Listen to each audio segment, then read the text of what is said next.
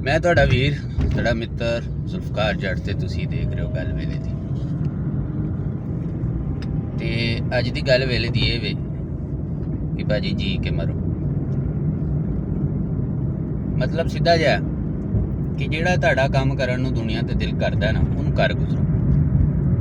ਖਾਸ ਤੌਰ ਤੇ ਹਰ ਉਹ ਸ਼ੈ ਜਿਹੜੀ ਤੁਹਾਡੇ ਜੀਣ ਦਾ ਸਬੱਬ ਬਣਦੀ, ਜਿਹੜੀ ਸ਼ੈ ਨਾ ਤੁਸੀਂ ਆਪਣੇ ਜੀਵਨ ਦੇ ਵਿੱਚ, ਆਪਣੀ ਜ਼ਿੰਦਗੀ ਦੇ ਵਿੱਚ ਖੁਸ਼ ਹੁੰਦੇ ਹੋ, ਉਹ ਕਰ ਗੁਜ਼ਰੋ।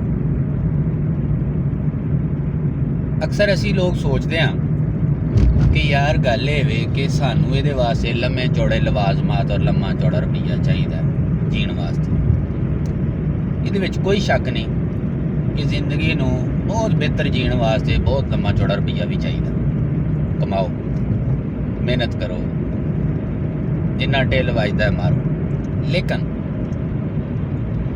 ਅਗਰ ਤੁਹਾਡੇ ਕੋਲ ਨਹੀਂ ਹੈ ਇਹਦਾ ਮਤਲਬ ਇਹ ਨਹੀਂ ਕਿ ਤੁਸੀਂ ਜੀਣਾ ਛੱਡ ਦਿਓ। ਅੱਜ ਮੈਂ ਉਸ ਤਬਕੇ ਨੂੰ ਮੁਖਾਤਬ ਕਰ ਰਿਹਾ ਜਿਹੜਾ ਤਬਕਾ ਖਾਸ ਤੌਰ ਤੇ ਮਿਡਲ ਕਲਾਸ ਹੈ, ਲੋਅਰ ਮਿਡਲ ਕਲਾਸ ਹੈ। ਦਿਲ ਉਹਨਾਂ ਦਾ ਬੜਾ ਕਰਦਾ ਹੈ ਕਿ ਯਾਰ ਅਸੀਂ ਵੀ ਜ਼ਿੰਦਗੀ ਨੂੰ ਪ੍ਰੋਪਰ ਅੱਛੇ ਤਰੀਕੇ ਨਾਲ ਜੀਏ, ਮਗਰ ਬਦਕਿਸਮਤੀ ਦੇ ਨਾਲ ਉਹ ਕਿਸੇ ਨਾ ਕਿਸੇ ਹੀਲੇ ਬਹਾਨੇ ਦੇ ਨਾਲ ਉਹ ਜੀਣਾ ਛੱਡ ਦਿੰਦੇ ਨੇ, ਬਸ ਜ਼ਿੰਦਗੀ ਨੂੰ ਗੁਜ਼ਾਰ ਰਹੇ। ਮੈਂ ਦੋ ਚਾਰ ਚੀਜ਼ਾਂ ਤੁਹਾਡੇ ਨਾਲ ਡਿਸਕਸ ਕਰਾਂਗਾ। ਮਿਸਾਲ ਦੇ ਤੌਰ ਤੇ ਅੱਜ ਕੱਲ੍ਹ ਸੋਸ਼ਲ ਮੀਡੀਆ ਦਾ ਜ਼ਮਾਨਾ ਹੈ। ਹਰ ਦੂਸਰਾ ਬੰਦਾ ਹੋਟਲ ਤੇ ਬਹਿ ਕੇ ਜਨਾਬ VIP ਕਿਸੇ ਦੀਆਂ ਫੋਟੋ ਵੀਡੀਓ ਸ਼ੇਅਰ ਕਰਦਾ, ਬੰਦੇ ਦੇ ਮੂੰਹ 'ਚ ਪਾਣੀ ਆ ਜਾਂਦਾ। ਵਾਹ ਬਈ ਕਿਆ ਬਾਤ। ਤੇ ਹੁਣ ਚੰਗੀ ਗੱਲ ਅਗਰ ਤੁਸੀਂ ਵੇਖੋ ਨਾ, ਕਿਸੇ ਚੰਗੇ ਹੋਟਲ ਦੇ ਉੱਤੇ ਅਗਰ ਜਾਣਾ ਨਾ ਤਾਂ ਉੱਥੇ ਵੀ 8-10 ਹਜ਼ਾਰ ਆਰਾਮ ਨਾਲ ਲੱਗ ਜਾਂਦਾ।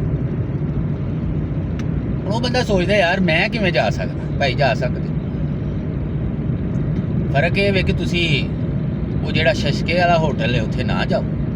ਵੈਸੇ ਜਾ ਤਾਂ ਉੱਥੇ ਵੀ ਸਕਦੇ, ਉਹਦੇ ਵੀ ਤਰੀਕੇ ਹੈ, ਲੇਕਿਨ ਤੁਸੀਂ ਆਪਣੀ ਸਕੂਟਰੀ ਖਿੱਚੋ, ਮੋਟਰਸਾਈਕਲ ਖਿੱਚੋ ਤੇ ਜਨਾਬ ਜਿਹੜਾ ਕੋਈ ਗੁਜ਼ਾਰੇ ਲਾਇਕ ਹੈ ਨਾ ਢਾਬਾ ਸ਼ਾਬਾ, ਮੇਨ ਹੋਟਲ ਦਾ ਮਕਸਦ ਹੁੰਦਾ ਆਊਟਿੰਗ ਕਰਨਾ। ਤੁਸੀਂ ਗੁਜ਼ਾਰੇ ਲਾਇਕ ਹੋਟਲ ਤੇ ਜਾ ਕੇ ਅੱਛਾ ਖਾਣਾ ਥੋੜੇ ਪੈਸੇ ਨੂੰ ਖਾ ਸਕਦੇ ਹੋ, ਜਿੰਨੇ 'ਚ ਘਰ ਸਬਜ਼ੀ ਪੱਕਦੀ।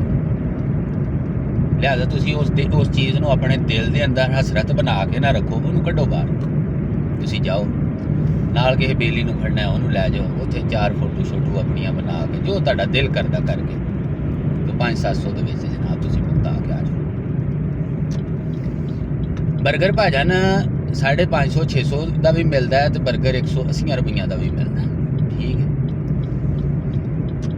ਹੁਣ ਬੰਦਾ ਉਹ 500-600 ਜਾਂ 700 ਨੂੰ ਦੇ ਕੇ ਤੇ ਬਰਗਰ ਖਾਣਾ ਨਾ ਛੱਡ ਦੇ, ਉਹ 180 ਵਾਲਾ ਖਾ ਲੈ, ਕੋਈ ਗੱਲ ਨਹੀਂ, ਉਹ ਵੀ ਠੀਕ ਹੈ। ਅੱਗੇ ਚੱਲੋ। ਦਿਲ ਕਰਦਾ ਹੈ ਯਾਰ, ਦੇਖਦੇ ਹੋ ਫਲਾਣਾ ਬੰਦਾ ਮਰੀ ਗਿਆ ਸੀ, ਫਲਾਣਾ ਬੰਦਾ ਉਹ ਸਵਾਦ ਗਿਆ ਸੀ, ਹੈਰਾਨ ਕਗਾਨ ਗਿਆ ਸੀ, ਅੱਗੇ ਪਿੱਛੇ ਸਾਰਾ। ਹੁਣ ਜਦੋਂ ਉੱਥੇ ਤੁਸੀਂ 2-3 ਚੀਜ਼ਾਂ ਹੁੰਦੀਆਂ ਨੇ ਜਿਹੜੇ ਤਰੀਕੇ ਨਾਲ ਤੁਸੀਂ ਟਰੈਵਲ ਕਰ ਸਕਦੇ ਹੋ।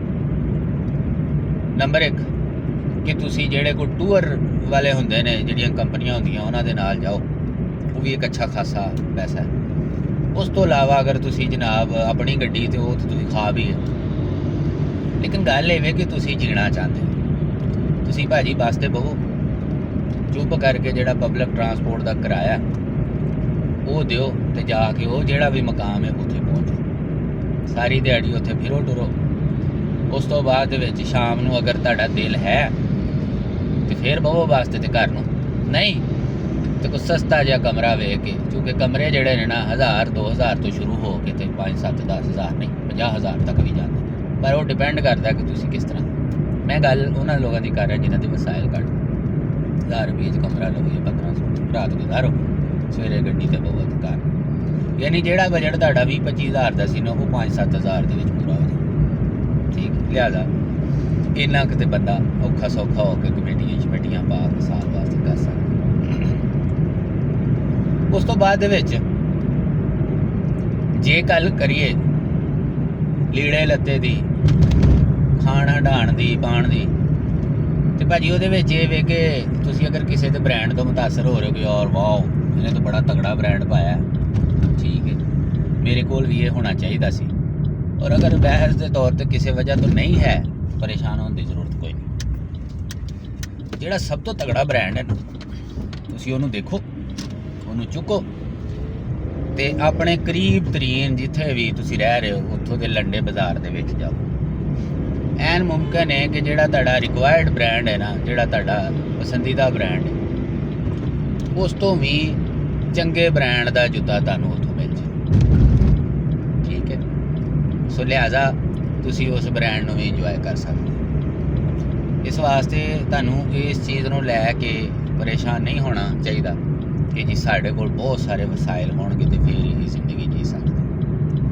ਜ਼ਿੰਦਗੀ ਘੱਟ ਵਸਾਇਲ ਦੇ ਨਾਲ ਵੀ ਜੀ ਜਾ ਸਕਦੀ ਹੈ। ਲਿਹਾਜ਼ਾ ਅੱਜ ਦੀ ਗੱਲ ਵੇਲੇ ਦੀ ਇਹ ਵੇ ਕਿ ਭਾਜੀ ਜੀ ਕੇ ਮਰੋ, ਕੁੱਟ ਕੇ ਨਾ ਜੀਓ, ਜ਼ਿੰਦਗੀ ਗੁਜ਼ਾਰ ਕੇ ਨਾ ਜਾਓ, ਬਲਕਿ ਜੀ ਕੇ ਮਰੋ। ਸੋ ਦੁਨੀਆ ਤੇ ਜਿਸ ਕੋਨੇ ਤੇ ਵੀ ਹੋ, ਹੱਸਦੇ ਰਹੋ, ਵਸਦੇ ਰਹੋ ਤੇ ਆਪਣੇ ਇਸ ਜੱਟ ਵੀਰ ਨੂੰ ਇਜਾਜ਼ਤ ਦਿਓ। ਅੱਲਾ ਸੋਹਣੇ ਦੇ ਹਵਾਲੇ।